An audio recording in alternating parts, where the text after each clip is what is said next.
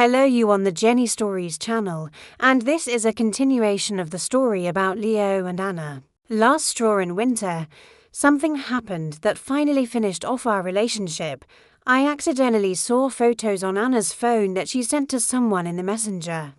These were her candid shots, in underwear, in seductive poses. When I asked her about it, at first she tried to deny, then she said it was pictures for me that she wanted to send later, but I saw that they had already been sent, and not to me.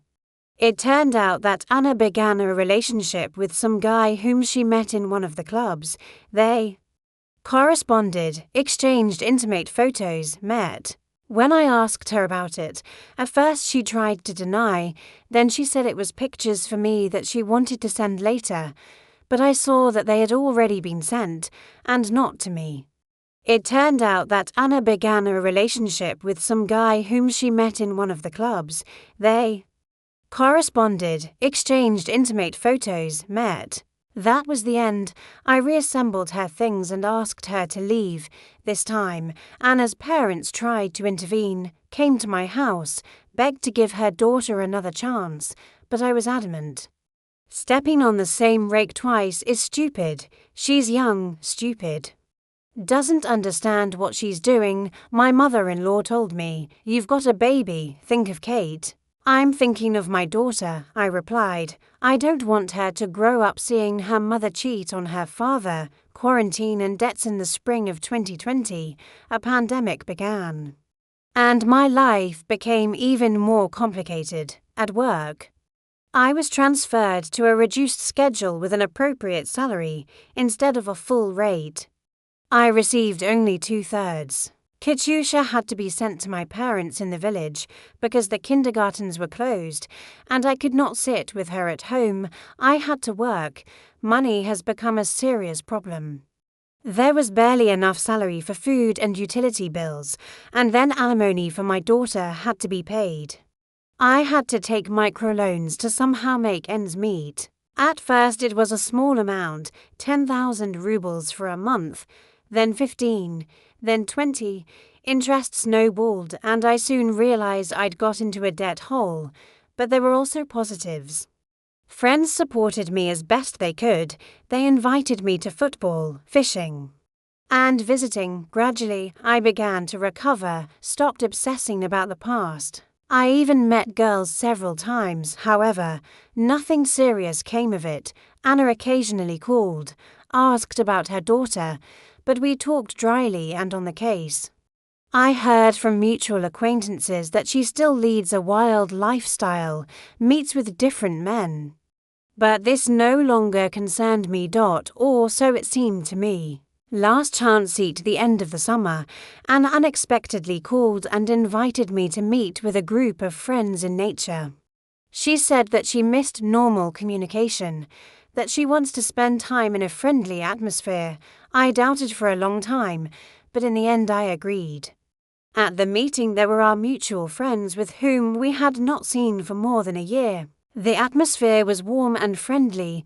We grilled kebabs, played volleyball, remembered the old days. Anna was as I remembered her at the beginning of our relationship, cheerful, open, sincere. She laughed at my jokes, came up to hug, several times caught herself looking at her with warmth. On the way home, we got into a conversation. She admitted that all this time she felt lost, that she was trying to find herself in relationships with different men, but she realized that they were all just an attempt to forget me. "Leo, I know I don't deserve to be forgiven," she said after stopping the car at the curb. "But I'm ready to fight for our family.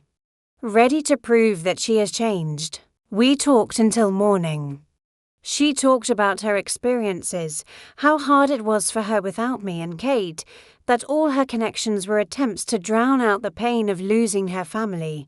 There would be no one else, she swore. "Only you, only our family."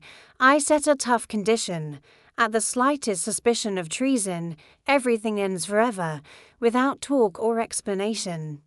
Anna agreed. And there was no betrayal, she said. There were only mistakes, which I won't repeat again. Last attempt began to live together again. Kate is back from her grandparents. Joyful and happy that the parents are back together. It's been really good for a while. Anna got a new job with a good salary and took over the payment of the apartment while I dealt with my debts. She was attentive and caring. We spent evenings together, made plans for the future, but my financial problems haven't gone away. Microloan debts grew. Collectors called every day, threatened with trial and seizure of property. I hid it from Anna. I didn't want to upset her. But the truth was revealed anyway. One evening, when I was taking another call from the collectors, Anna heard the conversation. It turned out that my debt already exceeded $200,000. "How could you hide it from me?" she shouted. "We are a family. We must solve problems together." But instead of support, I received reproaches. Anna began to constantly remind me of debts, accused me of irresponsibility, of endangering our family.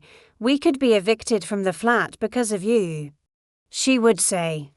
What will happen to Kate? The atmosphere in the house heated up. Every day began and ended with scandals.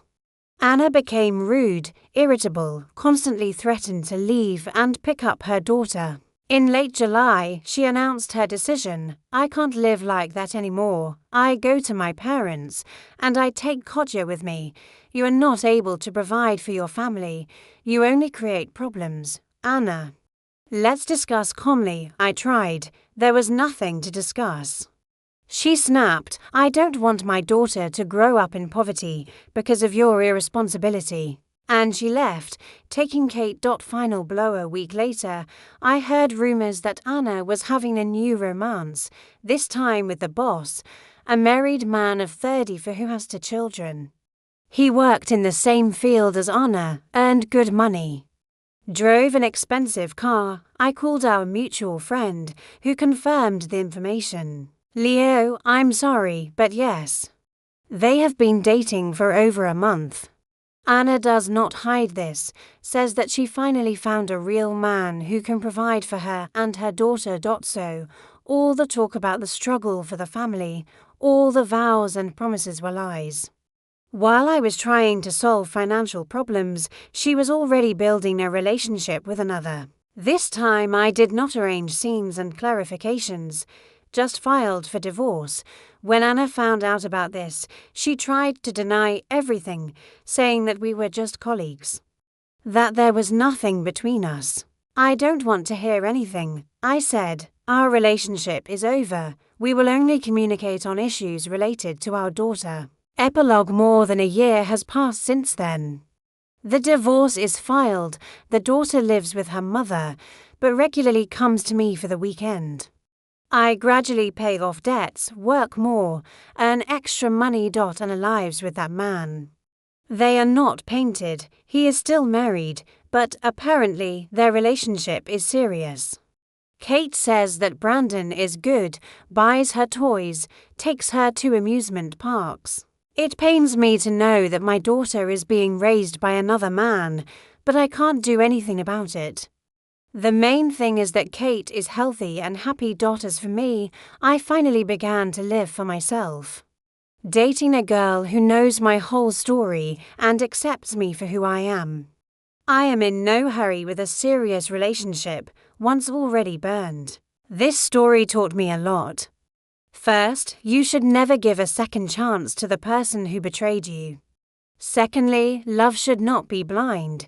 You need to notice red flags and not ignore them. Thirdly, you cannot sacrifice your own dignity for the sake of maintaining a relationship. If I could go back in time, then after the first betrayal I would immediately file for divorce. I would not give the second and third attempts. I would not believe in promises to improve. It would save me a lot of nerves, time and mental strength, but life does not know the subjective mood. It remains only to go further, learning from the past and not repeating old mistakes. Sometimes the most painful experiences make us stronger and wiser. My story is just such a case. Thanks for watching. Sign up for a new video.